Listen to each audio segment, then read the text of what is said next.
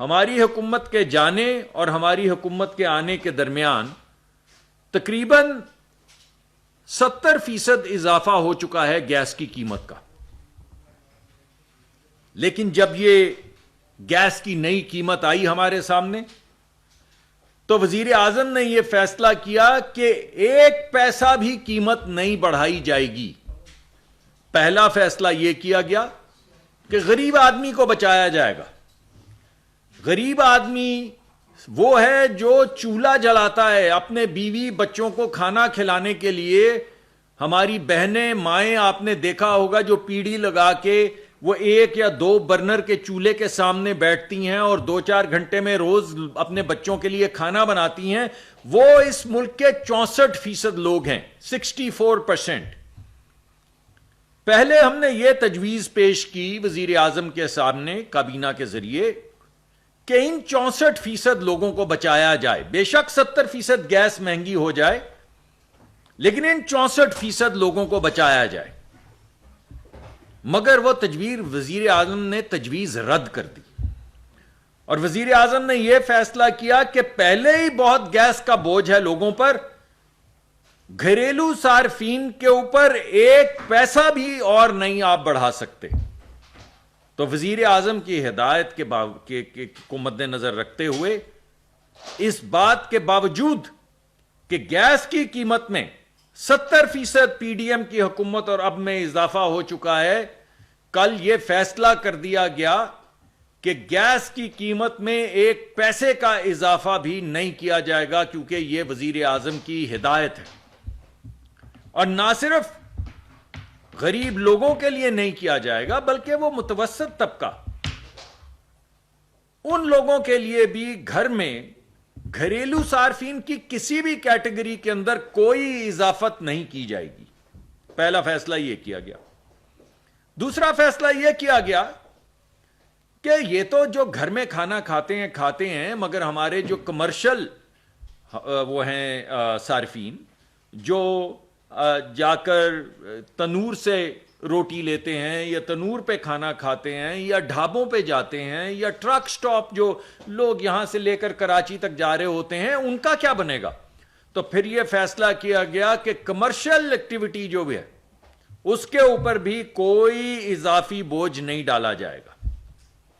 تو نہ کمرشل پہ اضافی بوجھ ڈالا گیا اور نہ کسی بھی گھریلو صارف کے اوپر 70% پرائس انکریز کے باوجود 1 پیسے کی بھی انکریز نہیں کی گئی وزیر اعظم کی ہدایت پر. اور وہ جو ہم شروع میں سمری لے کر گئے تھے کہ 64 کو بچا لیتے ہیں اور 44 پہ کچھ اور اضافی بوجھ ڈال دیتے ہیں, وزیر اعظم نے وہ بھی رد کر دیا.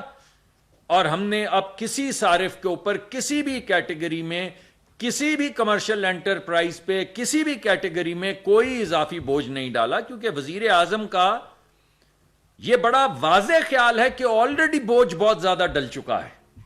آپ نے اس بوجھ کے اندر جب تک حتی الامکان کوشش کریں اور آپ نے اس میں کوئی اضافت نہیں کرنی سو بھائی جان نہیں کی گئی. پھر ہماری انڈسٹری رہ گئی. انڈسٹری کے اوپر بھی جو پروسیس انڈسٹری ہے یعنی وہ لوگ جو گیس استعمال کرتے ہیں اپنی انڈسٹری چلانے کے لیے, بجلی بنانے کے لیے نہیں, اپنی انڈسٹری چلانے کے لیے جو لوگ گیس استعمال کرتے ہیں, وزیر اعظم نے حکم دیا اس کے اوپر بھی کوئی اضافی بوجھ نہ ڈالا جائے تاکہ جہاں پہ 2 چل رہی ہیں شفٹیں وہاں 2 ہی چلتی رہیں یا اللہ نے اگر کرم کیا تو 3 ہو جائیں. مگر یہ نہ ہو کہ ہمارے اضافی بوجھ کی وجہ سے کوئی شفٹ کم ہو جائے یا بے روزگاری میں اضافہ ہو.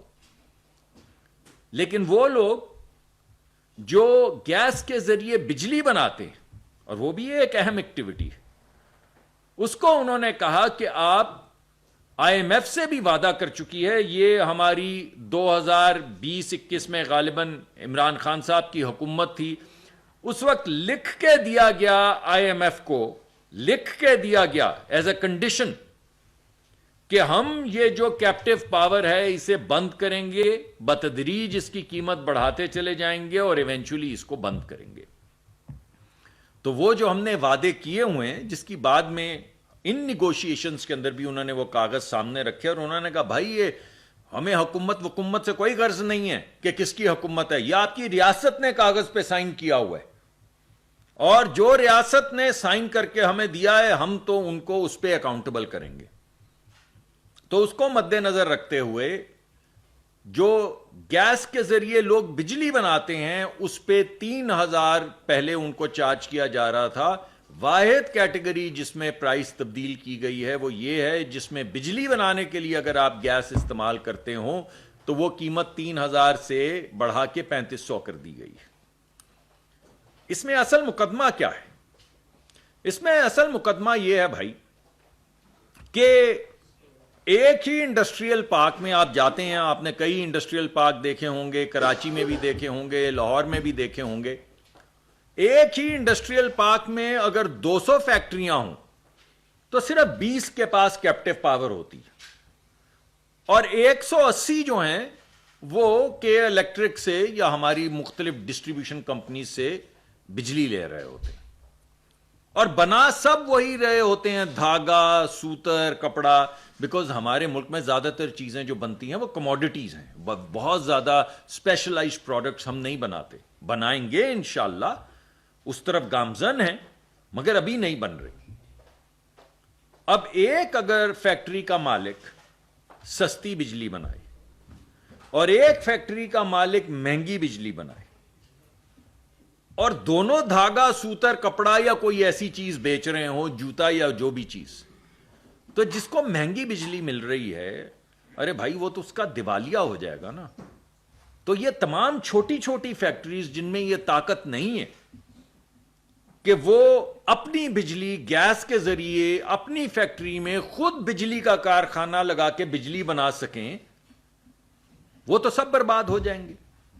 کیونکہ مارکیٹ میں تو دھاگا, کپڑا, سوتر اسی بھاؤ بکتا ہے جس بھاؤ بکتا ہے. ایک کی قیمت زیادہ ہے, ایک کی قیمت کم ہے.